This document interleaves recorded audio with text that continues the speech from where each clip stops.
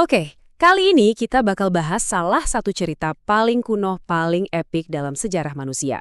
Sebuah kisah tentang kiamat total, perjuangan bertahan hidup yang rasanya mustahil, dan gimana caranya dunia dimulai lagi dari nol. Ini dia kisah banjir besar.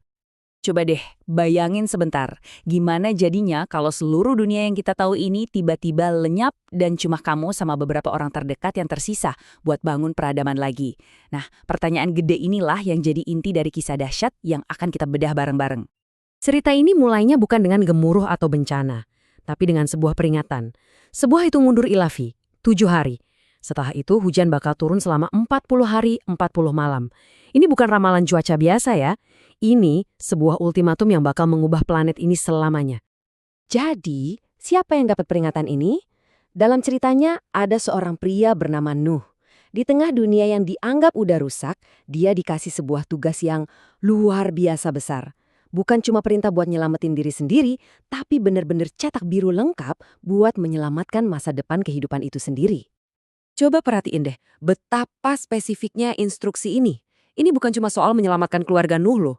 Ini tuh kayak operasi penyelamatan ekologis raksasa yang skalanya nggak kebayang. Mulai dari hewan haram dan tidak haram sampai semua jenis burung, tujuannya jelas banget, jaga keragaman genetik buat memulai dunia yang baru. Nah, pas Nuh dan keluarganya mulai kerja, jamnya mulai berdetak mundur. Mereka gerak cepat, ngumpulin hewan, nyiapin perbekalan. Sementara itu, dunia di sekitar mereka ya jalan seperti biasa aja. Sama sekali nggak sadar kalau hari-hari terakhir peradaban mereka lagi dihitung. Dan biar kita paham skala pribadinya, coba lihat umur Nuh, 600 tahun. Ini negasin kalau tugas super berat ini dikasihnya bukan ke anak muda yang gegabah, tapi ke seseorang yang punya kebijaksanaan dan pengalaman seumur hidup, yang sekarang nasib dunia ada di tangannya. Dan hitung mundur terakhir pun dimulai. Coba bayangin suasana selama 7 hari itu. Keluarga Nuh masuk ke dalam bahtera. Terus disusul barisan hewan yang kayaknya datang sendiri atas panggilan gaib. Hari demi hari, bahtera itu makin penuh. Pasti tegang banget rasanya pas hari ke-7 tiba. Terus, tibalah momen penentuannya. Di ceritanya dibilang, lalu Tuhan menutup pintu bahtera itu. Kalimat pendek ini dalam banget artinya.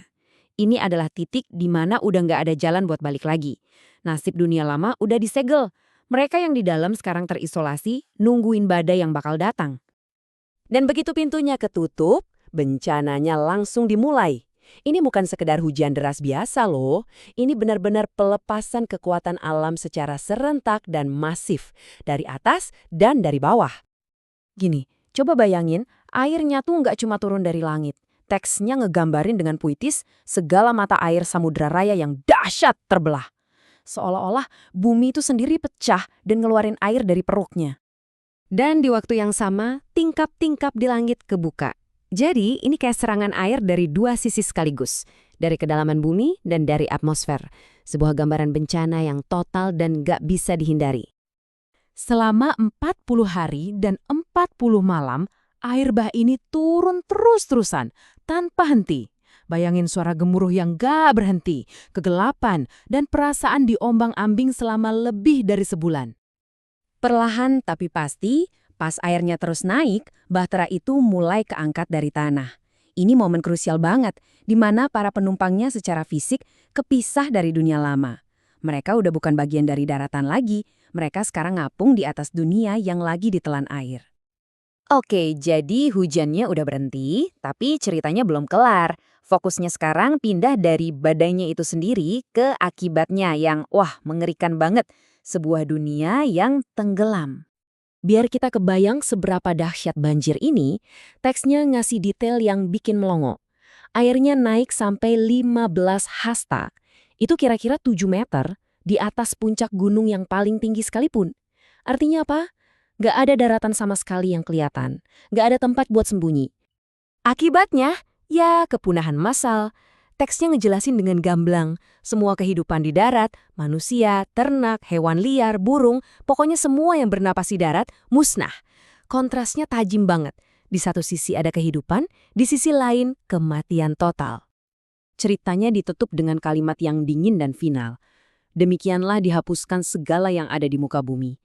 Ini bukan cuma bencana biasa, ini benar-benar riset total buat planet ini.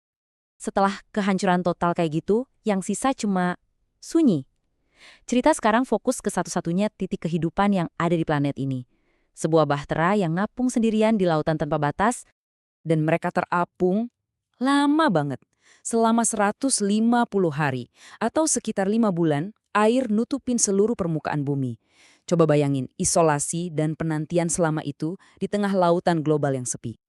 Dan pada akhirnya, semuanya mengerucut ke satu kenyataan yang sederhana, tapi dalam banget. Hanya Nuh yang tinggal hidup dan semua yang bersama-sama dia dalam bahtera itu. Di tengah planet yang kosong, cuma satu keluarga dan kargo berharga mereka yang tersisa. Memikul beban sekaligus harapan buat dunia yang baru. Nah, ini ngebawa kita ke pertanyaan utamanya. Setelah akhir dunia, sebuah awal yang baru itu bakal kayak gimana? Kalau kamu dikasih kanvas yang bersih, yang udah dibersihin sama bencana, gimana caranya kamu mastiin sejarah buruk gak keulang lagi? Itulah pertanyaan abadi yang diwariskan sama kisah banjir besar ini.